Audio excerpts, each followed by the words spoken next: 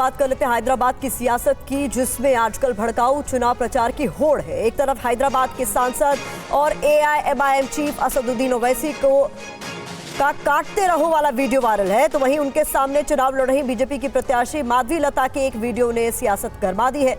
रामनवमी के दिन रामबाण वाले वीडियो पर ओवैसी ने हमला बोला है, तो माधवी ने सफाई भी दी है। पूरी खबर आपको तफसील से दिखाएंगे, लेकिन सबसे पहले खबर ओवैसी के वीडियो की। बड़ी खबर आपको बता दें, हैदराबाद में ओवैसी का चुनाव प्रचार का वीडियो तेजी से वायरल हो रहा है। चुनाव प्रचार के दौरान बीफ शॉप पर पहुंचे असदुद्दीन ओवैसी। ओवैसी ने कहा, रेहान बीफ शॉप जिंदाबाद। ओवैसी ने बीफ शॉप पर कहा, काटते रहो। अब आपको हम 3 तस्वीरें दिखाते हैं। पहली तस्वीर माधवी लता का रामनवमी वाला वो वीडियो है जो अभी आप देख रहे थे। दूसरी तस्वीर ओवैसी की है जो माधवी लता के वीडियो पर भड़के हुए हैं। हालांकि माधवी लता ने अपनी वीडियो पर सफाई भी दी है और ओवैसी के इंटेंशन पर ही सवाल भी खड़े किए। आपको बता दें कि ओवैसी ने कैसे माधवी लता के एक्शन पर निशाना साधा है। ओवैसी ने पूछा, बीजेपी आरएसएस का ये कैसा संदेश, हैदराबाद की शांति खत्म करने की साजिश। ओवैसी की ओर से कहा गया, हैदराबाद के लोगों ने इनका इरादा देख लिया है। तो असदुद्दीन ओवैसी भी अब हमलावर हैं और लगातार कुछ इसी तरीके से प्रहार उनकी तरफ से भी किया जा रहा है कि हैदराबाद के लोगों ने इनका इरादा देख लिया है, हैदराबाद की शांति खत्म करने की साजिश रची जा रही है। तो बड़ी खबर बता रहे हैं आपको किस तरीके से हैदराबाद की सियासत इस वक्त गरमाई हुई है। इसको लेकर वार पलटवार भी जारी है एक दूसरे पर। ओवैसी बीजेपी हैदराबाद के अमन को खराब करना चाहते हैं, ब्रांड हैदराबाद को बर्बाद करना चाहते हैं।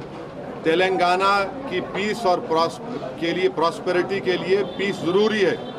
और ये जो हरकत की गई, जो आप सब लोग वीडियो देख के आप लोग नहीं चला रहे उसको, आप लोगों की आंखें बंद हैं, ये आप लोगों का बायसनेस है। ये कि रिलीजियस स्ट्रक्चर के सामने आरएसएस और बीजेपी वाले इस तरह का एक्शन करते। आप हैदराबाद को अमन को खराब करना चाहते हैं और हैदराबाद और तेलंगाना की आवाम इनके इस हरकत को देख चुकी है। तो इधर माधवी लता ने वायरल वीडियो पर सफाई भी दी है। रामनवमी पर भगवान राम की रामबाण से पूजा, ये माधवी लता ने कहा है। मस्जिद कहां से आ गया? ओवैसी भड़काऊ भाषण देने में माहिर हैं। तो जूम करके देखो साहब आप, ये जो वीडियो चल रहा है, ये श्री राम नवमी के दिन हम रामचंद्र जी को रामबाण से मानते हैं। रामबाण यानी सर्व दुष्ट निवारण और सर्व दुख निवारण। हम ओल्ड सिटी में हर भाई और बहनों का, पसमंदे अपसमंदी के लोगों का अपना दुख निवारण के लिए ये जो है हम उस दिन रामचंद्र जी से प्रार्थना कर रहे थे। अब यहाँ पे मस्जिद कहाँ आया बताओ आप? असदुद्दीन जी ना माहिर हो गए, भड़काऊ स्पीच ही दे रहे थे अब तक और भड़काऊ वीडियोस भी बनवाने लग गए लोगों से। तसल्ली नहीं हुई इनको आज तक, बंटवारा करने में जो आगे निकले ना, तसल्ली नहीं मिली इनको। तो देखा आपने, हैदराबाद का सियासी पारा गर्म है। इस बार ओवैसी को माधवी लता जोरदार टक्कर दे रही हैं। हमारी सहयोगी सुमेरा खान ने ओवैसी और माधवी लता से एक्सक्लूसिव बातचीत की, जिसमें दोनों ने एक दूसरे पर जबरदस्त आरोप प्रत्यारोप लगाए हैं। आइए आपको दिखाते हैं माधवी लता ओवैसी की जुबानी जंग। माधवी लता जी सामने हैं आपके, माधवी लता जी को लेकर कोई नहीं, मेरे सामने नरेंद्र मोदी, अमित शाह है। अच्छा, मैं आप इधर थोड़ा मेरी इतना भी डिमीन मेरे सामने नहीं, ठीक है, मगर हमारा मुकाबला अमित शाह नरेंद्र मोदी से है और कांग्रेस के नेताओं से है, सबसे है। तो 4 जून के लिए क्या प्रेडिक्शन है आपका? 4 जून को क्या है, क्या होगा संख्या को लेकर? 370 400 तक पहुंचेगा आंकड़ा? मैं ज्योतिषी नहीं हूँ, मैं हाथ देखकर बता नहीं सकता। मेरे हाथ में जो मेहनत करने का तरीका है, मेरे हाथ में ताकत है, वो करूंगा मैं। ये तो देश की जनता तय करेगी। अभी तो चुनाव शुरू होगा, उसके बाद देखते हैं क्या होता है। तो मैंने एक ही बात कहा प्रधानमंत्री जी से, मोदी भाई अब की बार हैदराबाद हमारा है। आपने उनके सामने भी कहा और ये आप लगातार दावा भी कर रही हैं और आप वोट भी बता रही हैं। आप ये बता रही हैं कि 1.5 लाख वोटों से जीतने वाली हैं आप। हाँ जी। तो ये जमीनी स्तर पर ऐसा होगा या ये विश्वास है आपका कि आप ऐसा कर पाएंगे? जमीनी स्तर पर ही होगा, क्योंकि ऐसा बहुत 48% महिला वोट से पूरे हैदराबाद लोकसभा पार्लियामेंट में ऐसा एक भी महिला नहीं है जिसका फायदा एएमआईएम से हुआ हो। ऐसा एक भी महिला नहीं है जिसके साथ यहाँ का कोई भी राज्य का प्रशासन ने ठहरा हो। हर वक्त क्यों स्त्री ही टारगेट हो जाती है? महिला को ही टारगेट क्यों किया जाता है? मैं उतना क्यों, मैं भी बताती हूँ। उन सारे अनपढ़ महिलाओं को, मुसलमान महिलाओं को बताया जाता है कि आप जब मतदान देने जाते हो, वोट देने जाते हो, हमारे पास एक मोबाइल रहता है, हमको पता चल जाता है आप किसको वोट दे रहे हो। जमीनी स्तर पर ऐसा बोला जाता है उन लोगों। एक एक करके माधवी लता जो आरोप लगा रही हैं, 2-3 आरोपों का मैं चाहूंगी कि आप जरूर जवाब दें। वो सीधे सीधे आरोप लगा रही हैं आप पर। एक कह रही हैं कि गरीबों का दर्द मैं समझती हूँ क्योंकि मैं गरीबी में पली हूँ। असदुद्दीन ओवैसी साहब जैगुआर से चलते हैं, बड़ी बड़ी गाड़ियाँ उनके पास हैं, महल में वो रहते हैं, वो गरीबों का दर्द क्या समझेंगे? ऐसा है ना कि उनको डिस्क्रिमिनेशन नहीं मालूम। डिस्क्रिमिनेशन मालूम होता मुसलमान को, बैकवर्ड क्लास को और एसटी को। जो बड़े लोग होते हैं जिनको हम क्या बोलते तेलुगु में, पेद्दलू बोलते हैं, हाँ दुर्रा बोलते हैं, दुर्रलू पेद्दलू, उनको क्या मालूम होता डिस्क्रिमिनेशन? डिस्क्रिमिनेशन तो कोई को मालूम होता।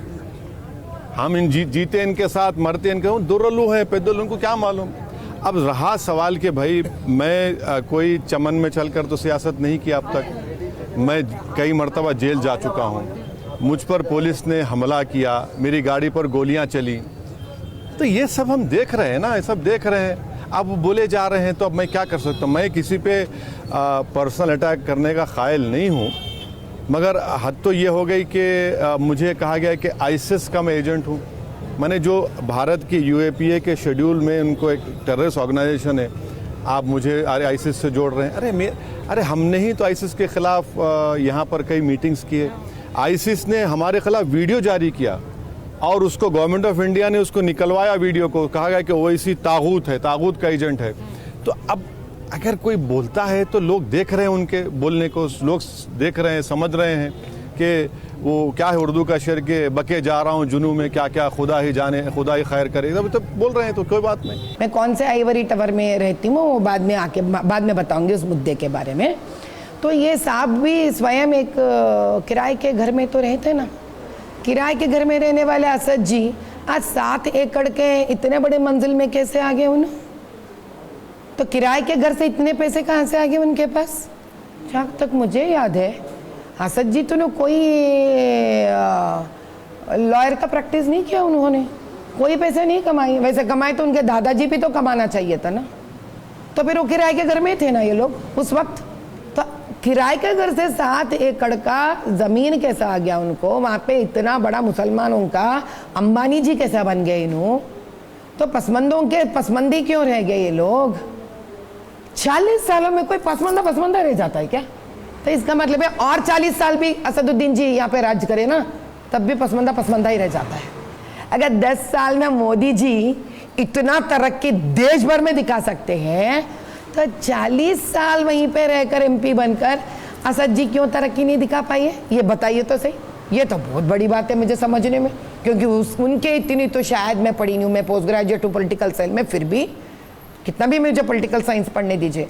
अब ये तो और बड़ी होगी। अभी दूसरी बात बताती हूँ, मैं शादी करी और एक नॉर्मल मिडिल क्लास गरीब घर से मैं एक अमीर घर में गई, तो क्या आप भी से शादी कर कर पैसे ला लिए क्या? कहाँ से ला लिए तो फिर आप पैसे? मेरा तो आइवरी महल का रीजन है, EWSH के घर से आइवरी महल में गई क्योंकि शादी करी, मैं शादी हुआ। आपको कैसा आया भाई? आप मेरे घर पे क्यों जा रहे हैं? आप मुझसे मुकाबला करिए। अल्हम्दुलिल्लाह मेरी बेटी काबिल है, पीजी कर रही है मेडिसिन में, उसमें आपके गायनाकोलॉजी में पीजी कर रही है। अल्लाह ने मुझे बेटियां दी हैं, अल्लाह का शुक्र है। तो जिसको बेटी मिलती हम लोग उसको ब्यूटीफुल बोलते हैं। तो अब मैं कर रहा हूँ, अब उसमें आपको मेरे घर पे जाना, मैं अगर कुछ बोलना शुरू करूँ उनके बारे में, बहुत बोल सकता हूँ मैं, मगर जो भी कर रहा हूँ उन सामने है। मगर कम से कम मेरे को इलेक्ट्रल बॉन्ड तो नहीं मिला, एक इलेक्ट्रल बॉन्ड नहीं मिला, जिसकी बुनियाद पर आप देख रहे हैं कि हैदराबाद जो है ना सेंटर इलेक्ट्रल बॉन्ड का, सबको मिला इलेक्ट्रल बॉन्ड। बीजेपी को 50 करोड़ का मिला, 5 करोड़ का गोश्त की कंपनी दी, हमको नहीं मिला।